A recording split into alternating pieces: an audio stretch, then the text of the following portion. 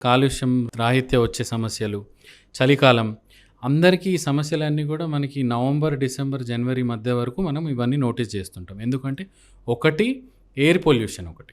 కాలుష్యం అనేది ముఖ్యంగా ఈ కాలంలో మనకి చాలా ఎక్కువగా ఉండిద్ది. మనం ఇండియాలో జూసుకుంటే ఇప్పుడు మన దేశంలో హైయెస్ట్ కాలుష్యం ప్రపంచంలో ఢిల్లీలో. ఒక few weeks back air quality index అనేది ఒకటి ఉండిద్దండి. కాలుష్యాన్ని మనము 6 కేటగిరీస్‌లో మనం డిఫరెన్షియేట్ చేస్తాం. లో, మోడరేట్, మీడియం, సివియర్ అని 6 కేటగిరీస్‌గా మనం డివైడ్ చేస్తాం. లెస్ దెన్ 50 ఉంటే లో అనమాట. ఇట్లా 50 నుంచి 450 వరకు మనం చూస్తాం.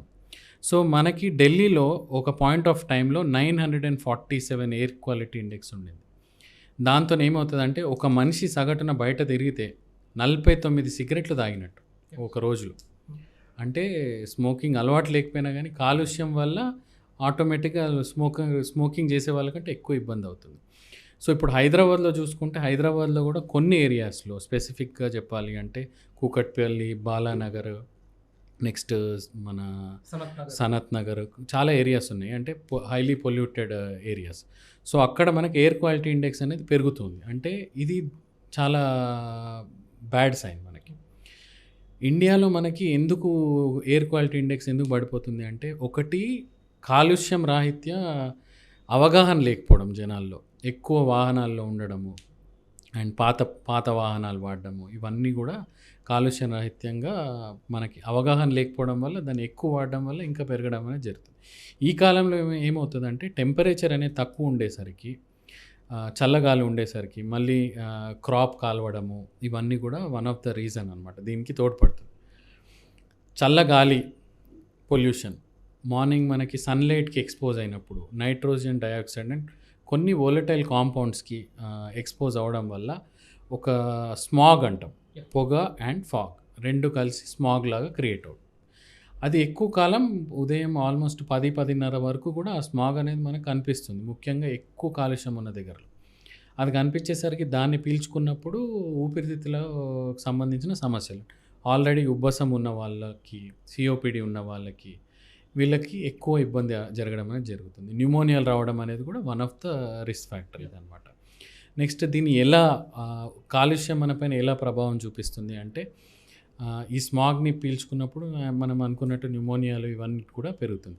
దీనివల్ల ఏమవుతుందంటే యాంటీబయాటిక్ రెసిస్టెన్స్ అనేది కూడా మనం చూస్తున్నాం. ఎలా ఇట్లా కాలుష్యంకి ఎక్స్పోజ్ అవ్వగానే ఫస్ట్ సిమ్టమ్స్ ఏం స్టార్ట్ అవుతాయంటే ఒకటి కళ్ళు దురద పెట్టడం, 2 చర్మం దురదలు పెట్టడం, నెక్స్ట్ దగ్గు రావడము, గొంతు బరువుగా ఉండడము, తెమడలాగా రావడం, కొద్దిగా ఆయాసం రావడం ఇవన్నీ కూడా కాలుష్యం వల్ల వచ్చే ఊపిరితిత్తుల సమస్యలు.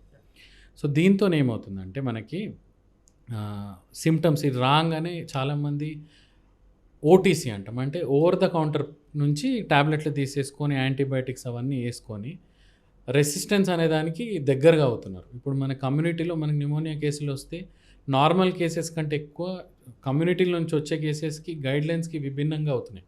పెద్ద మెడిసిన్ ఇస్తే కానీ వాళ్ళకి తగ్గట్లేదు. అంటే ఇవన్నీ కూడా ఈ కాలుష్యంతో డైరెక్ట్ అండ్ ఇండైరెక్ట్గా మనము బాధపడుతున్నాం అనమాట.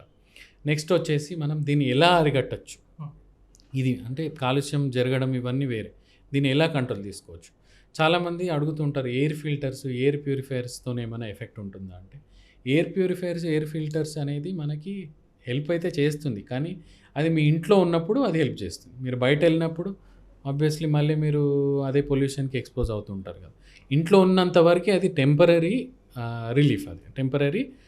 ఇది మనం పర్మనెంట్గా ఇది కావాలి అంటే మనకు కొన్ని స్టేట్స్లో ఇండియాలో హర్యానాలో, దుబాయ్లో, పాకిస్తాన్లో కూడా ఒక్కొక్క ఏరియాలో ట్రై చేశారు ఆర్టిఫిషియల్ సీడింగ్. యూరోప్లో కూడా ట్రై చేస్తారు. పొల్యూషన్ ఎక్కువైనప్పుడు ఏం చేస్తారంటే క్లౌడ్ సీడింగ్ అనేది చేస్తూ ఉంటారు. దానివల్ల మనకి రెయిన్ పడి పొల్యూషన్ కొంచెం కంట్రోల్ అవుతుంది. కాకపోతే దాంతో కాస్ట్ బెనిఫిట్ అనాలిసిస్ చూసుకుంటే కాస్ట్ ఎక్కువ, బెనిఫిట్ కొద్దిగా తక్కువ. సో, అది కూడా మనకి టెంపరరీ క్యూర్ కాదు, టెంపరరీ ఇది కాదు. సో, పర్మనెంట్ ఇది కాదు. సో, మనకి అందుకే ఇంకా ప్రాపర్గా ఇది కావాలి. ఇంకా కొంచెం కాన్ఫిడెన్షియల్గా ఉంది, కొంచెం కాంట్రవర్షియల్గా ఉందన్నమాట. సో, ఇంకా కొన్ని డెబిట్స్ ఇవన్నీ అయితే మనం ఇంకా క్లారిటీ వస్తుంది పొల్యూషన్ పరంగా.